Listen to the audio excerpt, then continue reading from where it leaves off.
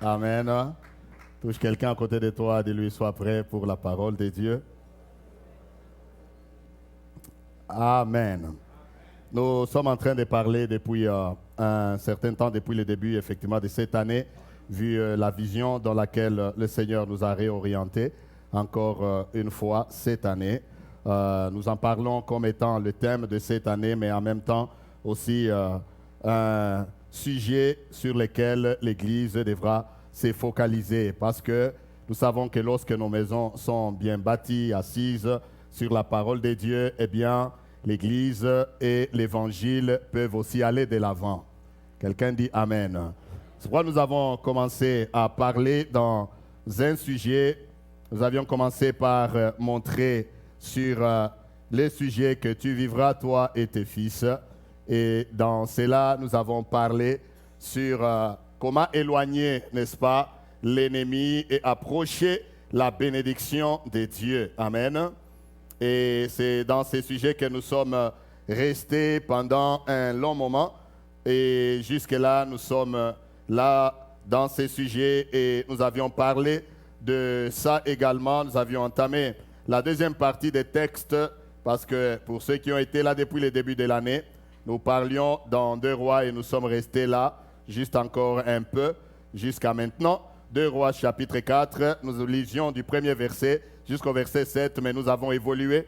Nous avons lu aussi du verset 8 jusqu'au verset, je pense, 17. Et ce midi, je vais nous inviter à lire la suite dans laquelle nous allons parler ce midi. Nous disons Amen. Donc si vous avez vos Bibles, je vous prierai de les ouvrir dans 2 Rois. 2 Rois au chapitre 4. Et aujourd'hui, nous allons lire, j'aimerais juste que nous lisions d'abord le verset 10 et après nous allons sauter pour aller lire à partir du verset 17 et les suivants. Vous avez trouvé? Voilà. Verset 10 nous dit, c'est la femme Sunamite qui parle à son mari. Elle dit, verset 9 même, elle dit à son mari, voici, je sais que cet homme qui passe toujours chez nous est un saint homme de Dieu. Amen. Verset 10, elle dit, faisons une petite chambre haute avec des murs et mettons-y pour lui un lit, une table, un siège et un chandelier, afin qu'il s'y retire quand il viendra chez nous. Verset 17, cette femme devint enceinte et elle enfanta un fils à la même époque l'année suivante, comme Élisée le lui avait dit. L'enfant grandit. Quelqu'un dit l'enfant grandit. L'enfant grandit un jour qu'il était allé trouver son père vers les moissonneurs. Il dit à son père, ma tête, ma tête. Le père dit à son serviteur, portez-le à sa mère. Porte-le à sa mère. Le serviteur l'emporta et l'amena à sa mère, et l'enfant resta sur les genoux de sa mère jusqu'à midi, puis il mourut. Elle monta, le coucha sur le lit de l'homme de Dieu, ferma la porte. Dans l'histoire qui précédait, nous avions parlé aussi de fermer la porte, n'est-ce pas? Voilà. Ferma la porte sur lui et sortit. Elle appela son mari et dit, envoie-moi, je te prie, un des serviteurs et une des ânesses. Je vais aller en hâte vers l'homme de Dieu et je reviendrai. Et il dit, pourquoi veux-tu aller aujourd'hui vers lui? Ce n'est ni nouvelle lune, ni sabbat. Elle répondit, tout va bien. Puis elle fit sceller l'ânesse et dit à son serviteur, mène et pars, ne m'arrête pas en route sans que je te le dise. Elle partit donc et se rendit vers l'homme de Dieu sur la montagne du Carmel. L'homme de Dieu, l'ayant aperçu de loin, dit à Géasi, son serviteur, voici cette Sunamite. Maintenant, cours donc à sa rencontre et dis-lui, te portes-tu bien? Ton mari et ton enfant se porte-t-il bien? Et elle répondit, bien. Et dès qu'elle fut arrivée auprès de l'homme de Dieu, sur la montagne, elle embrassa ses pieds. Géasi s'approcha pour la repousser, mais l'homme de Dieu dit, laisse-la, car son âme est dans l'amertume, et l'Éternel me l'a cachée et ne me l'a point fait connaître. Alors elle dit, ai-je demandé un fils à mon Seigneur? N'ai-je pas dit, ne me trompe pas? Et Élisée dit à Géasi, saint terrain, prends mon bâton dans ta main et pars. Si tu rencontres quelqu'un, ne le salue pas. Et si quelqu'un te salue, ne lui réponds pas. Tu mettras mon bâton sur le visage de l'enfant. La mère de l'enfant, verset 30, la mère de l'enfant dit, l'Éternel est vivant et ton âme est vivante. Je ne te quitterai point. Et il s'éleva et la suivit. Amen. Amen. Verset 31, Géasi avait devancé et il avait mis le bâton sur le visage de l'enfant, mais il n'y eut ni voix ni signe d'attention. Ça, c'est Géasi. Il s'en retourna à la rencontre d'Élisée et lui rapporta la chose en disant, l'enfant ne s'est pas réveillé. Lorsque Élisée arriva dans la maison, voici l'enfant était mort, couché sur son lit. Élisée entra et ferma la porte sur eux deux et pria l'Éternel. Il monta et se coucha sur l'enfant.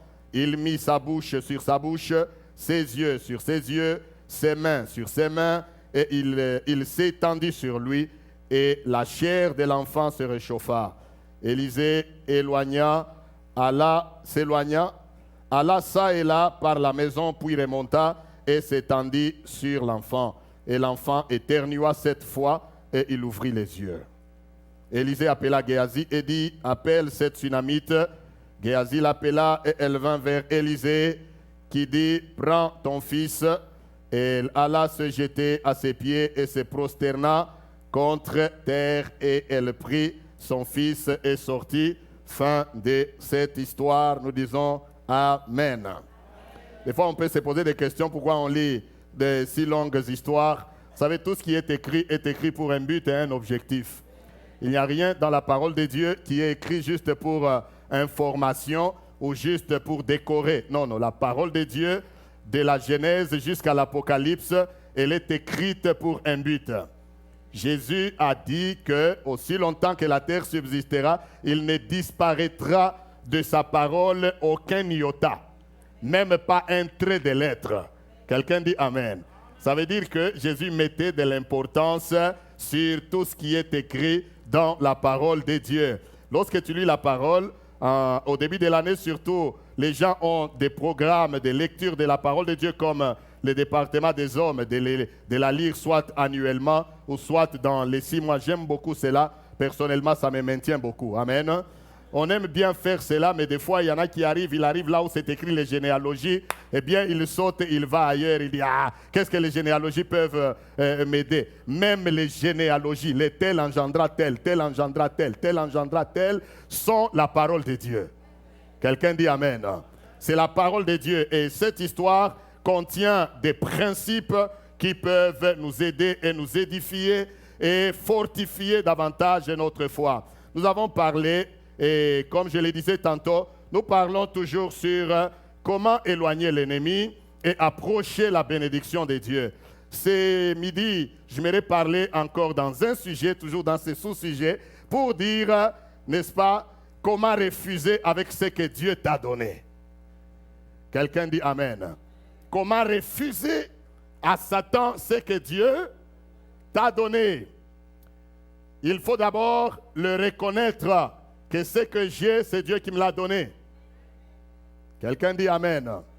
Comment refuser avec ce que Dieu t'a donné? Et le mercredi, comme je le disais tout à l'heure, j'ai parlé sur, toujours dans ces principes, nous avons parlé sur la sensibilité. Il faut être sensible, surtout dans les temps que nous vivons. Nous devons être sensibles à la parole de Dieu, sensible à la voix de Dieu, sensible à ce que Dieu veut faire dans nos vies. Amen. Sensible à tout ce qui se passe autour de nous. Toute cette histoire existe à cause de la sensibilité de cette femme de distinction appelée la Sunamite. Point de besoin de rentrer là, nous en avons déjà parlé le mercredi et j'essayais de démontrer par d'autres exemples la sensibilité, comment elle a fait du bien à certaines maisons, à certaines familles. Et ce midi, abordant cette deuxième phase de ce texte, nous avons bien vu que Dieu a opéré dans la famille de cette Sunamite. Amen. Dieu a opéré. Ce que Élisée avait dit s'est accompli dans la vie de cette femme. Mais après un temps, la Bible nous dit que l'enfant est venu, l'enfant a grandi, mais l'enfant a souffert et l'enfant est mort. En d'autres termes, c'est pourquoi nous disons comment refuser avec ce que Dieu t'a donné. En d'autres termes, l'ennemi a pris, mais cette dame a refusé. Aïe, aïe, aïe, aïe, aïe. Amen. L'ennemi a fait quoi? L'ennemi a pris. Il a pris ce que Dieu a donné. Mais cette femme n'a pas dit, ok, prends, peut-être que Dieu donnera encore. Elle a dit, non, non, Satan, pas question. Satan, pas question. Ce que Dieu m'a donné, je ne permettrai pas à Satan d'y mettre sa main. Ce que Dieu a mis dans mes mains, je ne laisserai pas le diable le prendre. Je vais mettre sur pied toutes les possibilités pour que ce que Dieu m'a donné reste à moi. Dieu t'a-t-il donné un foyer et le diable veut le récupérer, le prendre? Tu peux refuser avec. Oh, quelqu'un dit Amen. Dieu t'a-t-il donné un mariage? Dieu t'a-t-il donné une bonne santé? Dieu t'a-t-il donné les membres de ta famille, un mari, une femme, des enfants, un travail? Il y a des choses où nous ne devons pas tout laisser partir parce que tout ce qui part n'est pas selon la volonté de Dieu. Il y a des choses qui partent de nos vies qui ne sont pas dans la pensée de Dieu ni dans la volonté de Dieu. Mes frères et sœurs, quelqu'un dit Amen. Un chrétien devrait avoir non seulement la sensibilité comme cette femme, vraiment elle était une femme de distinction. Elle était réellement une femme de distinction. Et voyez-vous, curieusement, nous n'avons pas le temps d'aller dans ce que nous avons dit le mercredi, mais curieusement, nous avons touché, n'est-ce pas, à Abigail. Abigail, celle qui était femme de Nabal, mais qui après, elle est devenue la femme de qui? De David, parce qu'elle était sensible, à cause de la sensibilité. Et à la fin, Dieu lui donna, n'est-ce pas, Dieu permit que Nabal meure, et parce qu'elle était sensible, elle pouvait voir que cet homme de David, un jour ou l'autre, il deviendra roi. Elle a dit à David, quand elle est allée s'interposer entre les troupes de David et son mari, pour empêcher que David ne tue son mari, mais à la fin, elle lui a dit, fais quoi? Souviens-toi de moi. Amen. Parce qu'elle était sensible. Et David, quand il a pris le trône, réellement, il s'est souvenu de qui? De Abigail, qui est devenue sa femme parce qu'elle était sensible. Ce que je voulais dire est que à cette femme aussi, quelque part, il est dit qu'elle était une femme de distinction. Ça veut dire qu'il y a des choses dans la vie qui nous distinguent. Amen. Il y a des choses dans la vie qui nous distinguent. J'ai parlé de la sensibilité, la deuxième chose, qui peuvent même te permettre de refuser à Satan ce que Dieu t'a donné. Je m'aimerais ce midi parler sur un autre principe, le principe de l'inclusion spirituelle. Ah, quelqu'un dit inclusion. Inclusion spirituelle. Vous savez, on parle d'inclusion et on parle d'exclusion. Mais j'aimerais parler plus de l'inclusion. Parce que l'inclusion, c'est l'équivalent de l'unité. Vous êtes avec moi? Être inclus en quelque chose, ça veut dire être uni avec quelqu'un. C'est un des principes que je vois dans cette histoire. Si cette femme a refusé avec ce que Dieu lui avait donné, c'est parce qu'elle marchait avec ses principes. Touche d'abord quelqu'un qui lui marche avec ses principes. Bien sûr, vous allez le comprendre comment, ce que je veux dire par là. Marche avec les principes d'inclusion. lorsque elle a commencé l'histoire, c'est la raison pour laquelle nous avons lu le verset 10. Quand elle a commencé l'histoire, elle a dit à son mari. La sensibilité, c'était qu'elle a discerné qu'Élisée était un saint homme de Dieu.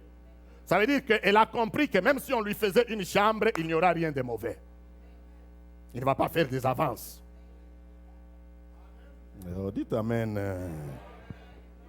Elle a compris, elle avait la sensibilité qu'Élisée était un saint homme de Dieu. Mais en plus de ça, elle ne s'est pas gênée de proposer. Elle ne s'est pas dit que peut-être mon mari va penser, mon mari va... Non, non. Elle a dit faisons. Quelqu'un dit faisons. Elle a dit à son mari, faisons une chambre pour cet homme. Et mettons-y un lit, un chandelier, une table et je ne sais quoi encore, un siège. Alléluia. Elle ne s'est pas dit, elle n'a pas dit à son mari, ou bien elle ne s'est pas dit à elle-même que je vais faire. Non, elle a dit à son mari, faites quoi? Faisons. Ça veut dire, et toi et moi ensemble, mettons-nous au travail, c'est pour le bien de notre maison. Et toi et moi ensemble, faisons. Ça, c'est un principe divin capital. Ça, c'est un principe important de la parole de Dieu. Veux-tu refuser avec la bénédiction que Dieu te donne, les refuser à Satan? Sois inclusif et non exclusif. Sois inclusif dans ta famille.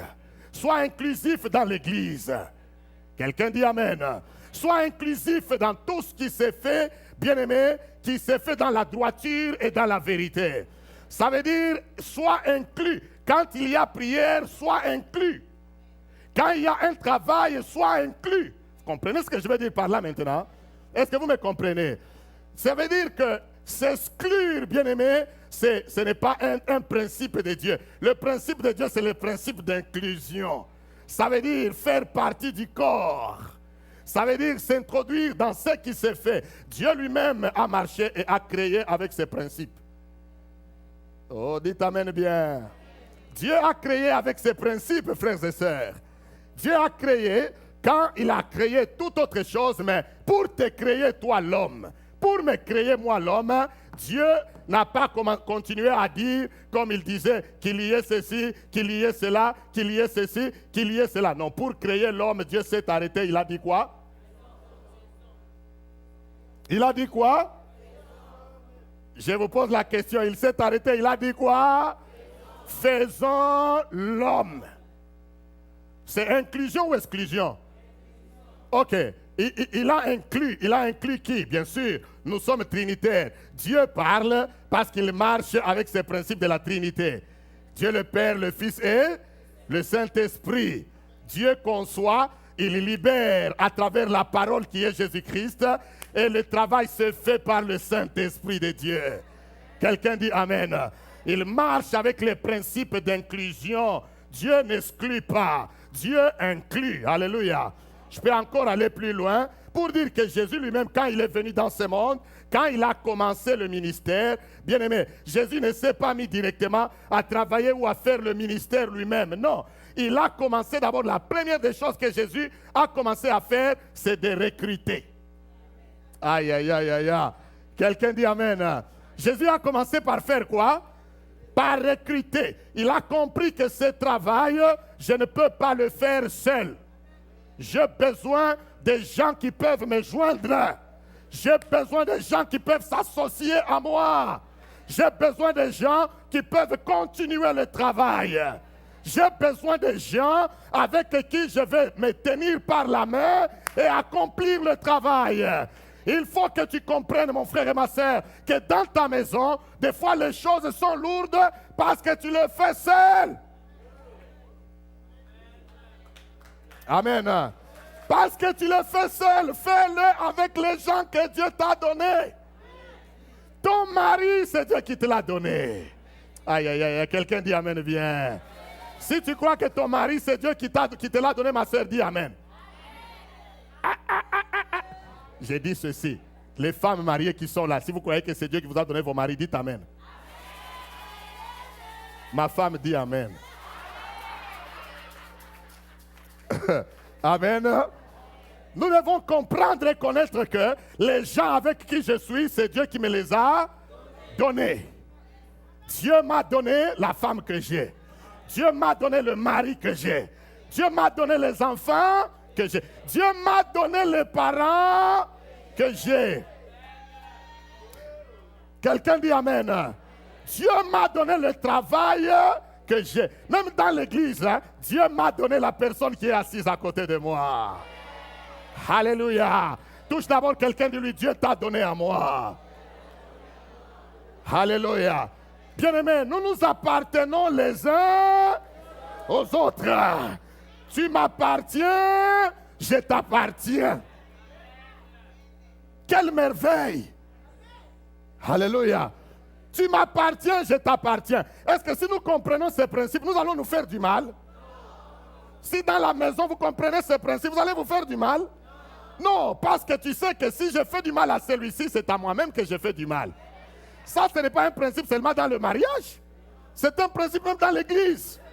Si tu me blesses, tu te blesses toi-même. Tu blesses ton frère, tu te blesses toi-même. Parce que lorsqu'il va rencontrer des problèmes, ça va demander que nous commencions encore à gêner et à prier. Ça risque de retarder certains processus de bénédiction. Quelqu'un dit Amen. Nous nous appartenons les uns les autres. D'où, si nous comprenons cela, nous ne pouvons pas nous faire du mal. Quelqu'un dit Amen. C'est pourquoi la femme a compris dès le départ, elle a dit faisons. Je me dis que nous répétons, mais elle a dit quoi? Faisons. Dieu lui-même avait dit quoi? Faisons. Nous aussi, nous devons dire quoi? Faisons. Oh, quelqu'un dit Amen. Faisons, faisons, faisons. Faisons l'œuvre de Dieu cette année. Faisons la chorale. Amen. Faisons nos maisons.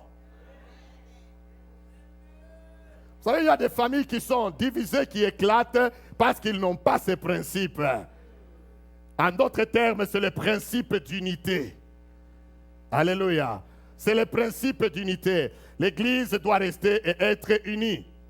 C'est la raison pour laquelle Jésus enseignant, il a dit, si tu as un problème avec ton frère ou avec ta soeur, laisse-le comme ça quand tu vas donner l'aumône. Non. Il a dit, si tu as un problème, fais quoi? Commence par... C'est à cause de ces principes. Tu veux récupérer ce que Dieu t'a donné, que l'ennemi a récupéré. Faisons. Amen. Il a encore dit dans ces principes que si 2 ou 3 font quoi? S'accordent pour demander quelque chose à mon nom. Je ferai quoi? Parce que c'est le principe du faisons. Principe d'inclusion. Je peux nous dire, frères et sœurs, qu'il n'y a rien qui soit impossible à Dieu si nous nous unissons pour la demander à Dieu avec un cœur réel et sincère. Est-ce que quelqu'un me comprend? Il n'y a aucun miracle qui ne peut être difficile à Dieu si nous vivons dans ce principe d'inclusion. Considère cette église comme ton église. Sois inclus. Ah, amen. Touche quelqu'un de lui, sois inclus. Des fois, je suis étonné. Vous voyez quelqu'un qui vient à l'église depuis des années, mais il vient te parler, il te dit comme je viens à votre église. Je comprends que non, ça, ce n'est pas un bon langage. C'est vrai, non? Ce n'est pas un bon langage. Il dit, je viens à votre église.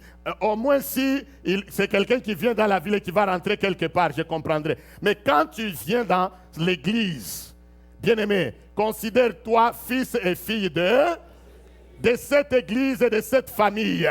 C'est mon église. Quand les choses vont bien, j'acclame le Seigneur. Quand les choses vont mal, je vais à genoux avec les frères et les sœurs. Je ne dis pas que voilà, on va voir maintenant ce qui va aller arriver là. Vous allez voir. C'est pourquoi beaucoup de gens ne sont pas bénis. Parce que vous vivez avec le principe d'exclusion. Dites Amen ouvertement. Amen. Parce que vous vivez avec le principe d'exclusion. Imaginez, vous êtes dans une famille où vous regardez le diable en train de faire des ravages parce que ce n'est pas toi. Tu te dis que le diable est en train de les saccager. Les maris là, en tout cas, on ne sait pas s'il va vivre. Les enfants là, si cette femme avait dit, ok, l'enfant là, ok, j'ai déjà prié, tu es venu à la vie. Maintenant tu es malade, ça c'est ton problème. Non. Elle n'a pas dit ça, elle n'a pas fait ça. Amen. Elle a compris, et même son mari, quand je réfléchissais, même son mari, il vivait avec ses principes. Parce qu'en effet, dans un foyer normal, généralement, pour la plupart des cas, c'est le mari qui a les moyens et qui a les initiatives. Oh, amen. Les maris doivent avoir les initiatives. Les frères, dans nos familles, dans nos maisons, même dans l'église, j'apprécie le Seigneur pour des gens qui viennent avec des initiatives. Permettez que j'ouvre un peu la parenthèse. Amen. Comme hier, j'ai passé le temps, hier après-midi, dans le bureau avec un frère merveilleux. Il est là ce matin. Amen. J'épargne son nom. Il est venu avec des idées constructives. Ça, nous aimons. Amen. Tu viens avec des idées parce que tu sais que cette église t'appartient aussi. Quand cette église va bien, nous sommes tous bien. Parce que nous sommes inclus. Ne dis pas que okay, si ça ne va pas, je vais aller à celle-là. Oh, tu n'appartiens encore à rien, c'est pourquoi Dieu ne fait rien dans ta vie. C'est pourquoi le diable va te voler même ce qui te reste là. Sois inclus. Amen. Parce que Dieu nous voit ensemble. Dieu nous voit comme un corps. Qui sait peut-être dans ce corps, peut-être toi tu es ne fût qu'une main.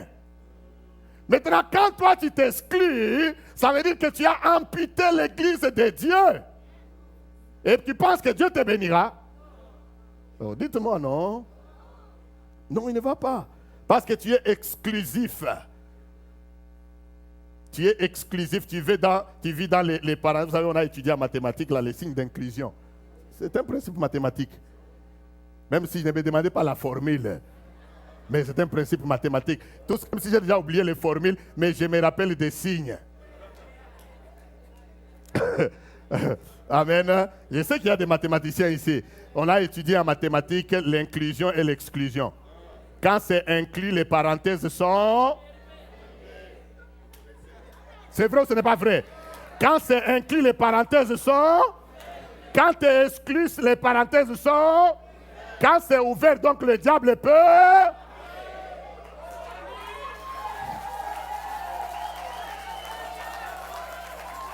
Donc le diable peut entrer et faire des ravages. Parce que tes parenthèses sont ouvertes. Ferme les parenthèses, signe d'inclusion. Entre dans la parenthèse. Tu vas protéger et toi et ta femme et tes enfants et tes biens et ta richesse et ta maison et ta santé. Parce que tu es dans la parenthèse. Quelqu'un dit amen. C'est pourquoi elle a récupéré son enfant. Parce qu'elle a compris que je peux laisser mon mari travailler et moi je vais compléter les tâches. Elle n'a pas dérangé le mari. Elle l'a laissé, elle dit, eh bien toi continue à travailler. Le mari commence à poser des questions, mais tu veux aller à Carmel aujourd'hui? Qu'est-ce qui se passe? Amen. Elle a dit tout.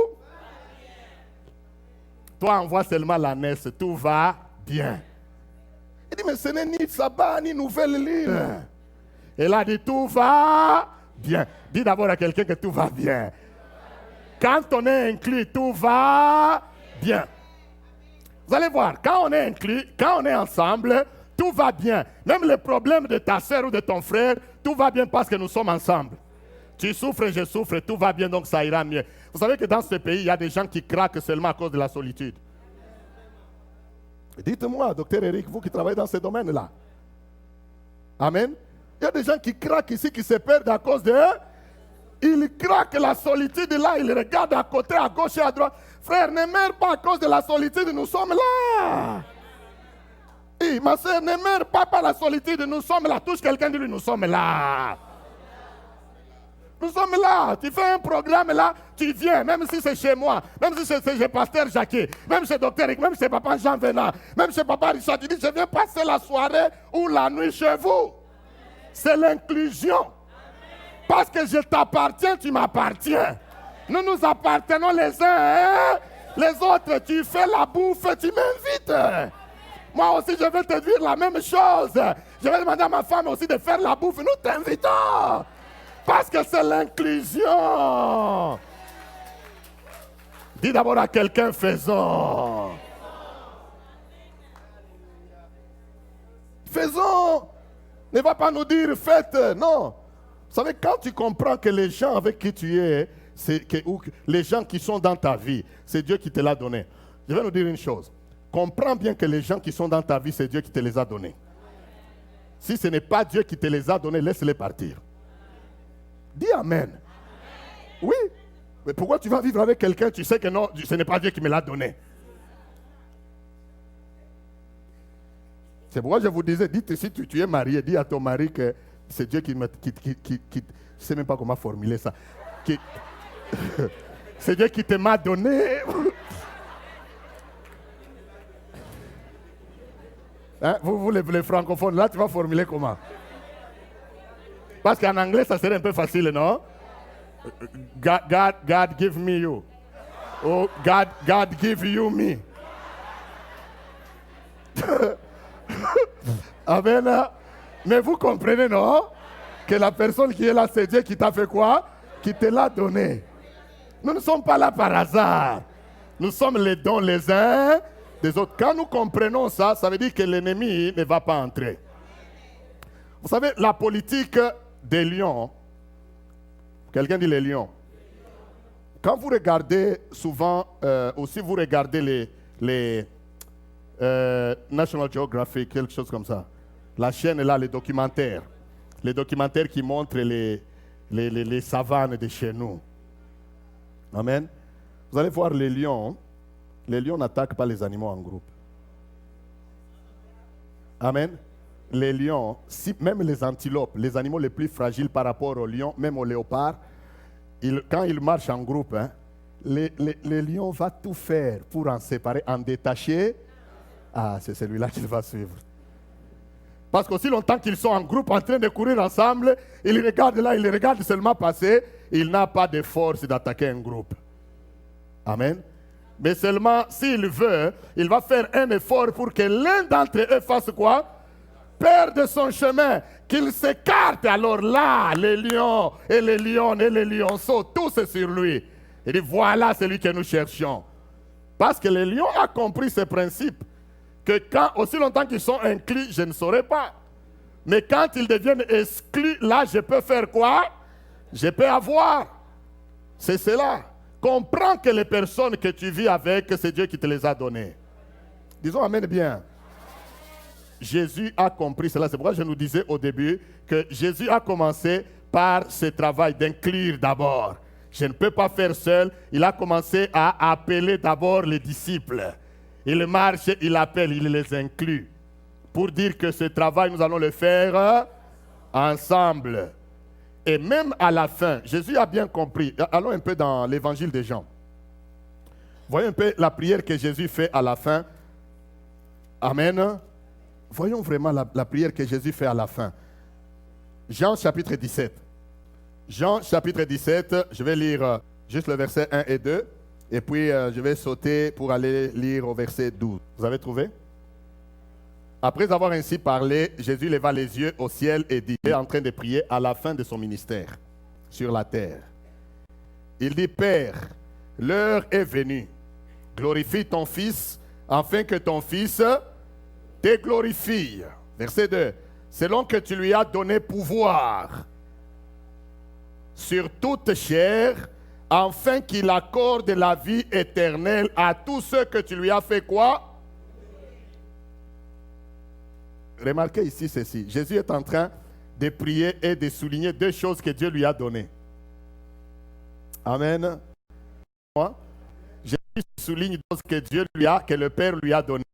Il dit, tu lui as donné le pouvoir. C'est clair là-bas. Verset 2. Il dit, selon que tu lui as donné pouvoir sur toute chair, afin qu'il accorde aussi la vie éternelle à tous ceux que tu lui as fait quoi? Tu lui as donné. Donc, maintenant, Jésus comprenait, Jésus a su et il a établi ce principe que, premièrement, le pouvoir est venu de qui? Deuxièmement, les gens qui sont avec moi, même si c'est moi qui suis parti les appeler l'un après l'autre, il passe ici, il appelle Pierre, Pierre suis-moi, et il appelle André, il appelle Jean, il appelle Jacques, etc. Il reconnaît que c'est Dieu qui le lui a donné. Maintenant, regardez comment il prie encore. Au verset 12, il dit, lorsque j'étais avec eux dans le monde, je les gardais en ton nom. Il dit, j'ai gardé ce que tu m'as donné. J'ai gardé ce que tu m'as donné et aucun d'eux ne s'est perdu. Sinon le Fils de la perdition. C'est ça que je suis en train de dire. Il dit, je n'ai perdu aucun d'eux. Les gens que le Père m'a donnés. Amen. Il dit, je n'ai perdu aucun d'eux, si ce n'est le fils de la perdition. Donc, le fils de la perdition, vous savez, c'est qui était? C'était qui? Judas Iscariote. Et vous savez ce qu'il fit. Judas, comme je vous ai donné la politique des lions, Judas s'est laissé emporter par la politique du lion qui rôde autour de nous, qui rugit. C'est vrai, non? Judas s'est laissé emporter par l'amour de l'argent. Il s'est écarté pendant que Jésus et les autres étaient à Gethsémane. Il a fait quoi? Il s'est détaché. Il s'est écarté. Il s'est exclu. Amen. Et Jésus confirme qu'il était le fils de quoi? De la perdition. Tu vois, pour de tels gens comme Judas, c'était même difficile de prier pour lui. Parce qu'avant même que Jésus n'aille parler la parole du pardon général, dans laquelle il pouvait peut-être se retrouver, mais lui déjà il est allé se pendre. Est-ce que vous comprenez ces choses? Amen. Il est allé se pendre. Ce qui fait que quand Jésus est venu pour le Père, pardonne-leur. J'ai toujours pensé. Quelqu'un d'autre peut avoir une autre opinion, mais j'ai toujours pensé que si Judas n'était pas allé se pendre, hein, c'est vrai ou ce n'est pas vrai? S'il n'était pas allé se pendre à la croix, quand Jésus disait, Père, fais quoi? Pardonne-leur. Parce qu'ils ne savent pas ce qu'ils font. Mais Judas pouvait se retrouver aussi dedans. Mais lui, quand il a vu, on a commencé à bousculer Jésus à gauche et à droite. Il a regardé, il continue à s'exclure davantage. Il prend l'argent qu'on lui avait donné, il part, il jette ça aux pieds des souverains sacrificateurs et il laisse se pendre. On a pris l'argent, on a dit trop tard, on prend l'argent là, on achète encore un champ pour les pauvres ou quoi que ce soit, je ne sais pas. Pour lui, l'affaire est terminée. Mais Jésus présente à Dieu les 11 qui sont restés. Il dit, je n'ai perdu aucun de ceux-là que tu m'as donné. Bien-aimés, nous voulons récupérer ce que le diable a fait dans nos vies.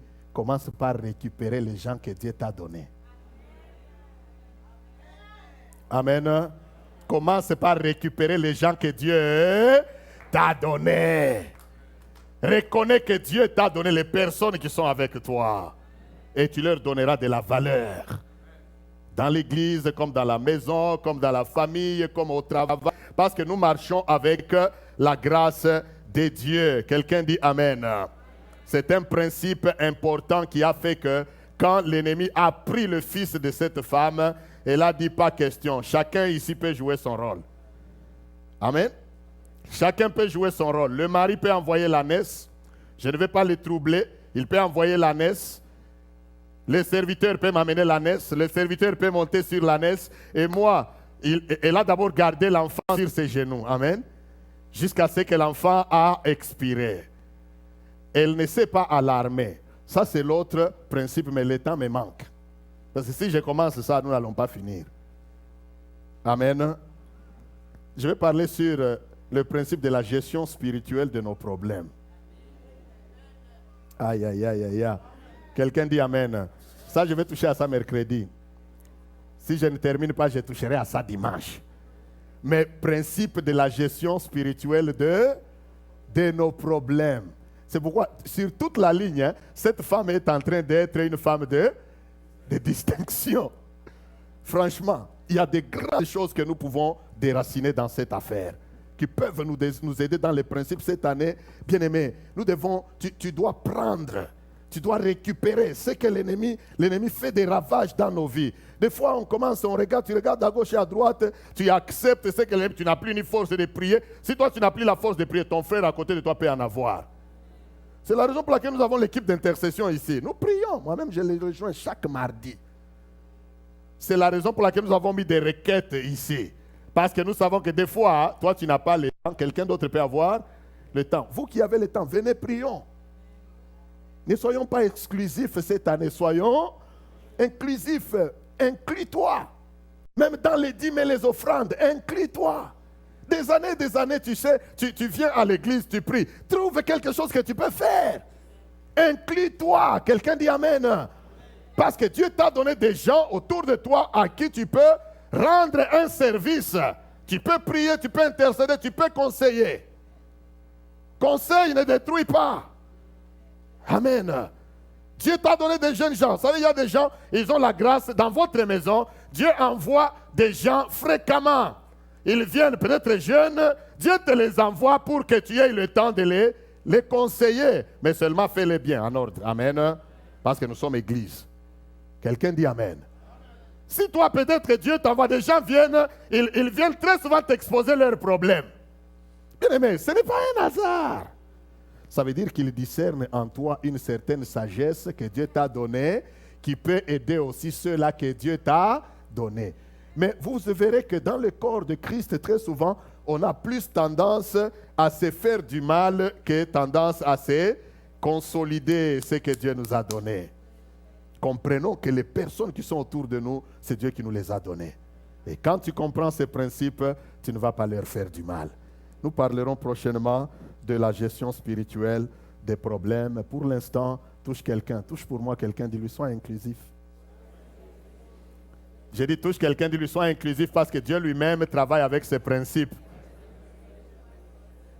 J'ai dit ceci, je répète, je voudrais voir chacun de nous. Tu as quelqu'un à côté de toi, dis-lui, sois inclusif, marche avec ses principes parce que Dieu lui-même marche avec ça et ça produit des miracles. Dieu lui-même marche avec ses principes. Quelqu'un dit Amen. J'ai dit Dieu lui-même marche avec ses principes. C'est le principe qui donne naissance à l'unité. Amen. C'est le principe qui donne naissance à l'unité. Quelqu'un dit Amen. Que Dieu sa parole. Amen.